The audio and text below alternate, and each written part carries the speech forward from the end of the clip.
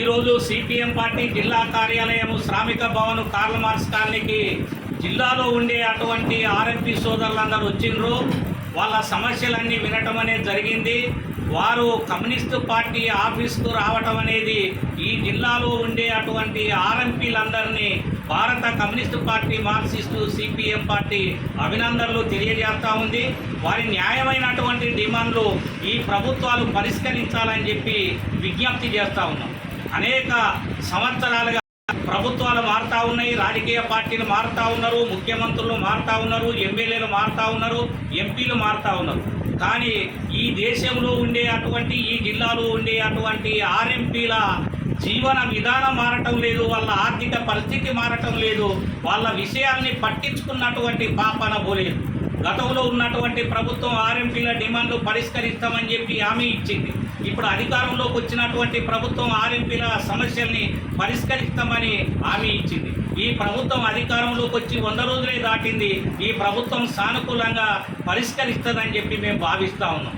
అదేవిధంగా ఈ ప్రభుత్వం ముందు మేము పెట్టే అటువంటి డిమాండు ఆర్ఎంపీ, పిఎంపీ డాక్టర్లందరినీ ఈ ప్రభుత్వ ఉద్యోగులుగా గుర్తించాలని చెప్పి సిపిఎం పార్టీగా మేము డిమాండ్ చేస్తాం. ఎందుకోసం ఈ మాట్లాడుతున్నామంటే కరోనా కాలంలో కానీ, మలేరియా వచ్చినప్పుడు కానీ, డెంగ్యూ వ్యాధి వచ్చినటువంటి టైంలో కానీ అనేక రకాల జబ్బుల నుంచి ప్రజల ప్రాణాలని కాపాడినటువంటి ప్రింట్ వారియర్స్ ఈ దేశంలో ఎవరన్నా ఉంటే ఒకటి ఆర్ఎంపీ డాక్టర్లు, 2 మున్సిపాలిటీ కార్మికులు, 3 గ్రామ పంచాయతీ కార్మికులు, 4 ఆశా వర్కర్లు, అంగన్వాడీ వాళ్ళే గ్రామీణ స్థాయిలో ఉండి సేవ చేసినటువంటి వాళ్ళు. కాబట్టి ఆర్ఎంపీల న్యాయమైన డిమాండు వీళ్ళందరినీ వెంటనే ప్రభుత్వ ఉద్యోగులుగా తీసుకొని వీళ్ళకు పిఎఫ్, ఈఎస్ఐ సౌకర్యాన్ని కల్పించాల్సినటువంటి అవసరం ఉంది. అదేవిధంగా ఈ జిల్లా లోపల మారుమూల ప్రాంతాలకు ఇలా ప్రభుత్వ విధానాల వల్ల ఇలా అన్ని ప్రభుత్వ హాస్పిటళ్ళు గ్రామీణ ప్రాంతంలో పెట్టే పరిస్థితి లేదు.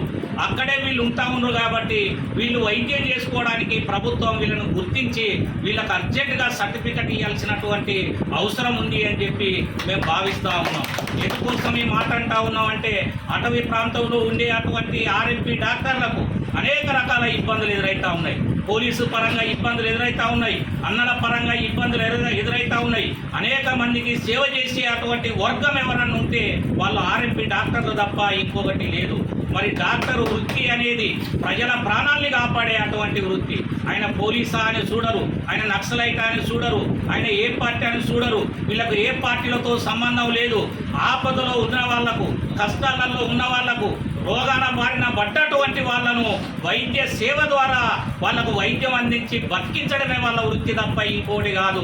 అట్లాంటి కీలకమైనటువంటి వృత్తిలో ఉండి పనిచేసే అటువంటి వీళ్ళందరికీ ఈరోజు వీళ్ళ పరిస్థితి చూస్తే అనేక మంది సర్వీసులో ఉండి రిటైర్డ్ అయిపోయిన వాళ్ళు ఉన్నారు, ఇండ్లు అమ్ముకున్న వాళ్ళు ఉన్నారు, అప్పుల పాలైనటువంటి వాళ్ళు ఉన్నారు, ఆత్మహత్య చేసుకున్నటువంటి వాళ్ళు ఉన్నారు.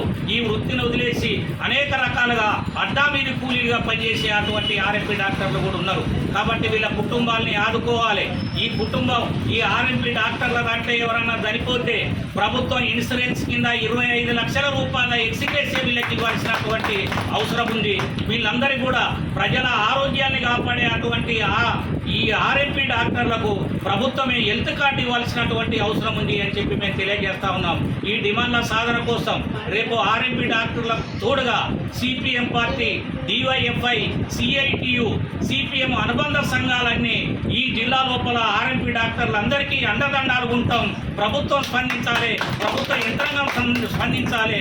వీళ్ళ న్యాయమైన డిమాండ్లన్నింటినీ పరిష్కరించకపోతే సిపిఎం పార్టీ ప్రత్యక్ష పోరాటాలు చేస్తుందని చెప్పి సందర్భంగా తెలియజేస్తూ మొన్న జరిగినటువంటి అసెంబ్లీ ఎన్నికలలో ఆర్ఎంపీ డాక్టర్ల సమస్యల్ని మరి మేనిఫెస్టోలో పెట్టినటువంటి ఏకైక పార్టీ సిపిఎం పార్టీ. ఇప్పుడు జరిగే పార్లమెంట్ ఎన్నికలలో భువనగిరి నియోజకవర్గంలో సిపిఎం పోటీ చేస్తూ ఉంది. ఆ మేనిఫెస్టోలో కూడా ఆర్ఎంపీ డాక్టర్ల న్యాయమైన డిమాండ్లు కూడా పెడతాం. అందుకని ప్రభుత్వం వెంటనే ఆలోచించకపోతే మా ఆందోళన పోరాటాలకు గురి కావాల్సి వస్తుందని చెప్పి సందర్భంగా హెచ్చరిస్తాం.